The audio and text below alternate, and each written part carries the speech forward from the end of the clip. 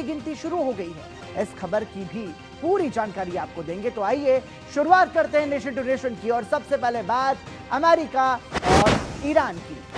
America और Iran की अगर बात करें तो अमेरिका और ईरान भले ही जंग के मैदान में आमने सामने ना हो, लेकिन शांति वार्ता की मेज पर कूटनीति का दांव पूरी ताकत से खेला जा रहा है। कल ट्रंप ने ईरान के प्रस्ताव को खारिज किया, जिसके बाद ईरान 14 सूत्रीय नए प्रस्ताव के साथ सामने आया। अगर अमेरिका की माने तो बातचीत का रास्ता खुल सकता है। इस प्रस्ताव में शर्तें साफ हैं कि अमेरिकी सेना हटेगी, हॉर्मुज खुलेगा, पाबंदियां हटेंगी और मात्र 30 दिन में सारे मुद्दे सुलझेंगे। वहीं दूसरी ओर आपको बता दें कि अमेरिका ने 2 महीने की सीज फायर का प्रस्ताव रखा था, जिसे ईरान ने सीधे तौर पर खारिज कर दिया। ऐसे में सवाल यह है कि क्या एक बार फिर से ईरान में युद्ध का तूफान आने वाला है, क्योंकि ट्रंप पहले ही चेतावनी दे चुके हैं कि अगर ईरान ने समझौता नहीं किया तो हमारे सारे विकल्प खुले हैं। इस बीच ये युद्ध किस ओर आगे बढ़ रहा है, अब ये समझने वाली बात होगी। हम आपको बताते हैं कि ईरान के इस प्रस्ताव में क्या क्या लिखा हुआ है। ईरान के इस प्रस्ताव में अमेरिकी सेना की वापसी की मांग की गई है। ईरान ने मांग की है कि अमेरिकी सेना उसके सीमावर्ती क्षेत्रों और पूरे क्षेत्र यानी कि पूरे रीजन से पूरी तरह से बाहर निकले। सुरक्षा की गारंटी की मांग भी यहां पर ईरान ने अमेरिका से की है। भविष्य में ईरान के खिलाफ किसी भी सैन्य हमले या आक्रामकता को रोकने के लिए ठोस सुरक्षा गारंटी की मांग यहां पर ईरान ने की है। और इसके साथ ही युद्ध की पूर्ण समाप्ति की मांग भी ईरान कर रहा है। मतलब ईरान चाहता है कि बातचीत केवल अस्थायी युद्ध विराम पर नहीं, बल्कि युद्ध को पूरी तरह से खत्म करने पर हो, एंडिंग द वॉर पर केंद्रित हो। इसके साथ ही नाकेबंदी हटाना ये ईरान की सबसे प्रमुख मांगों में से एक है। ईरानी बंदरगाहों पर लगी अमेरिकी नौसैनिक नाकेबंदी को तुरंत हटाने की मांग यहां पर ईरान कर रहा है। और संपत्ति की रिहाई की बात भी ईरान कह रहा है। मतलब विदेशों में फ्रीज की गई सभी ईरानी संपत्ति और फंड्स को तत्काल रिलीज किया जाए। प्रतिबंधों की समाप्ति की मांग भी यहां पर ईरान कर रहा है। अमेरिका और अंतर्राष्ट्रीय स्तर पर लगाए गए सभी आर्थिक प्रतिबंधों को पूरी तरीके से हटाया जाए। इसके साथ ही मुआवजा भी मांग रहा है ईरान। प्रतिबंधों और सैन्य दबाव के कारण ईरान को हुए आर्थिक नुकसान के लिए उसने मुआवजे की कंपनसेशन की मांग की है। हॉर्मुज जलडमरू मध्य पर तेल परिवहन के इस महत्वपूर्ण मार्ग के लिए एक नया गवर्निंग मैकेनिज्म या प्रबंधन ढांचा तैयार करना, ये बात कही है। और बहु मोर्चों पर शांति। ईरान ने लेबनान सहित अन्य सभी क्षेत्रीय मोर्चों पर चल रहे संघर्ष और शत्रुता को समाप्त करने की मांग रखी है। इसके साथ ही समय सीमा भी तय कर दी है। अमेरिका ने जहां 60 दिनों के युद्ध विराम का प्रस्ताव दिया था, वहीं ईरान ने सभी प्रमुख मुद्दों को सुलझाने के लिए 30 दिनों की समय सीमा पर जोर दिया है। तो ये तमाम सारे ईरान के प्रस्ताव और ईरान लगातार प्रस्ताव भेज रहा है। वहीं दूसरी ओर ट्रंप ने कहा है कि हम अभी ईरान के प्रस्ताव को देख रहे हैं, लेकिन अगर उन्होंने कुछ गलत किया तो फिर हम एक्शन जरूर लेंगे। Again, they want to make a deal. They're decimated. They're having a hard time figuring out who their leader is. They don't know who their leader is because their leader is gone. Their former leader, Khomeini, tell that to a reporter. If they misbehave, if they do something bad, but right now, we'll see. But you know, it's a possibility that could happen, certainly. America और Iran के बीच सबसे बड़ा मुद्दा Hormuz strait बन चुका है। America इसे बिना किसी शर्त के खोलना चाहता है, तो ईरान अब इस पर अपना अधिकार जता रहा है। इस बीच अमेरिका ने कंपनीज को चेतावनी दी है कि अगर वो हॉर्मुज जलडमरू मध्य से सुरक्षित रूप से गुजरने के लिए ईरान को भुगतान करती हैं, तो उन्हें प्रतिबंधों का सामना करना पड़ सकता है। ऐसा माना जा रहा है कि ईरान यहां से गुजरने वाले जहाजों से टोल वसूल रहा है, जिसके बाद अमेरिकी विदेश संपत्ति नियंत्रण कार्यालय ने चेतावनी जारी की है। साफ है कि हॉर्मुज स्ट्रेट पर अमेरिका और ईरान के बीच चल रहा तनाव और ज्यादा यहां पर बढ़ता हुआ नजर आ रहा है। तो ऐसे में अब समझना होगा कि ईरान का प्रस्ताव क्या अमेरिकी राष्ट्रपति डोनाल्ड ट्रंप मंजूर करेंगे, ये बड़ा सवाल है। अमेरिकी राष्ट्रपति ने साफ किया है कि नाकेबंदी काफी सफल रही है और इसे हम अभी नहीं हटाएंगे। It's a very friendly blockade. Nobody's even challenging it. Nobody at all is challenging it. Just so you understand, many presidents have been involved in things that are very big. they never had to go through anything with respect to Congress. They considered it to be totally unconstitutional. And the Democrats in Congress that pushed this, and probably a couple of Republicans, they're hurting our negotiating ability, which is infinite right now. And they shouldn't be doing it. It's never happened before. No other president's done it. And I'm not going to be the first. Again, they want to make a deal. They're decimated. They're having a hard time figuring out who their leader is. They don't know who their leader is because their leader is gone. Their former leader, Khomeini. But we'll see. और इस बीच US CENTCOM प्रमुख admiral Brad Cooper ने Iran के करीब तैनात assault ship USS Tripoli का दौरा किया। इस दौरान वो सैनिकों से मिले और उनका हौसला भी बढ़ाया। सेंटकॉम ईरान पर हमले की अगुवाई कर रहा है। ऐसे में इस दौरे को काफी महत्वपूर्ण माना जा रहा है। तो क्या ऐसी संभावना जताई जा रही है कि क्या ईरान में फिर से तूफान आने वाला है? क्या ईरान और अमेरिका के बीच जो युद्ध है वो सीज फायर के बाद फिर से और ज्यादा बढ़ने वाला है?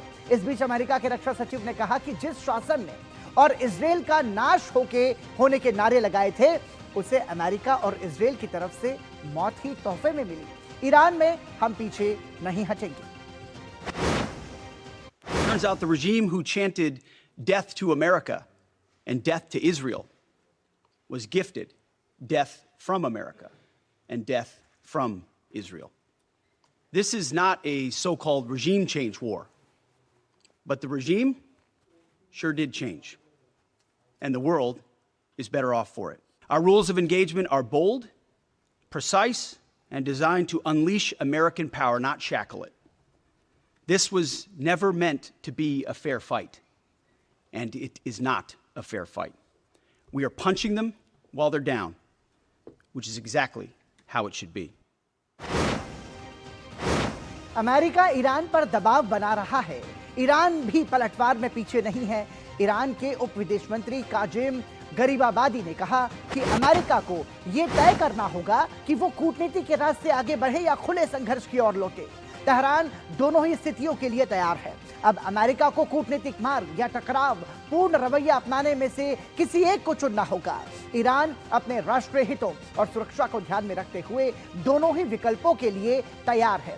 तो होर्मुज पर अमेरिका ने अल्टीमेटम दे दिया है। इस बीच ईरान का यह कहना है कि होर्मुज जलडमरू मध्य को वो अपने हिसाब से चलाएगा और अपने हिसाब से ही उस पर काम करेगा। ईरान के सर्वोच्च नेता के विशेष प्रतिनिधि अब्दुल मजीद इलाही ने कहा कि हम युद्ध नहीं चाहते, लेकिन हम पर हमला हुआ तो फिर हम जवाब भी देंगे और लड़ेंगे भी। This war, but Iran was forced by the war, and several times Iran tried to be avoided from this war.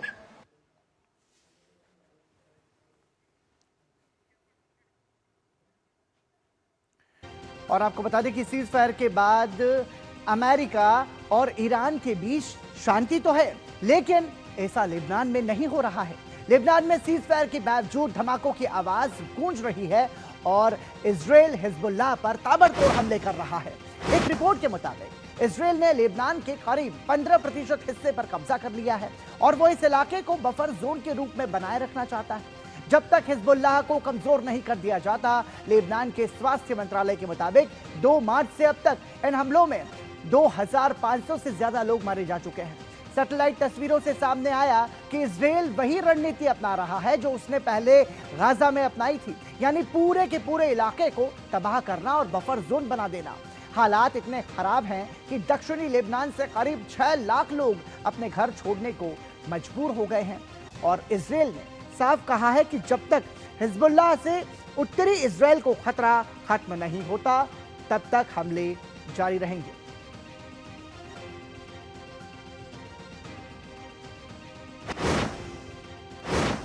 तो लेबनान पर इजरायली हमला हुआ है और आपको बता दें कि इजरायली ने यह पूरा हवाई हमला किया है। सीज फायर के बाद भी ये हमला लगातार यहां पर होता हुआ नजर आया और हिजबुल्लाह के कमांड सेंटर यहां पर तबाह कर दिए गए। आपको बता दें कि धुआं हो रहा है लेबनान में इजरायली हवाई हमला सीज फायर के बाद भी लगातार जारी है और सीज फायर के बाद एक तरीके से 24 घंटे में 50 एयर स्ट्राइक यहां पर की गई हैं और दक्षिणी लेबनान में यह हिजबुल्लाह का हमला है जो कि लगातार जारी है। ऐसे में ये युद्ध किस और आगे बढ़ेगा। हालांकि एक तरीके से ईरान ने अमेरिका को जो प्रस्ताव दिया है, उस प्रस्ताव में ईरान ने साफ तौर पर कहा है कि सारे प्रतिबंध हटाए जाएं और जितनी भी हमारे खिलाफ जो स्थितियां बनाई जा रही हैं उन्हें पूरा हटाया जाए। तो सिर्फ 24 घंटे में 50 एयर स्ट्राइक यहां पर की गई है। लेबनान में इजरायली हवाई हमला यहां पर लगातार जारी है और ईरान ने सीधे तौर पर कहा है कि इजरायल को ये सारे हमले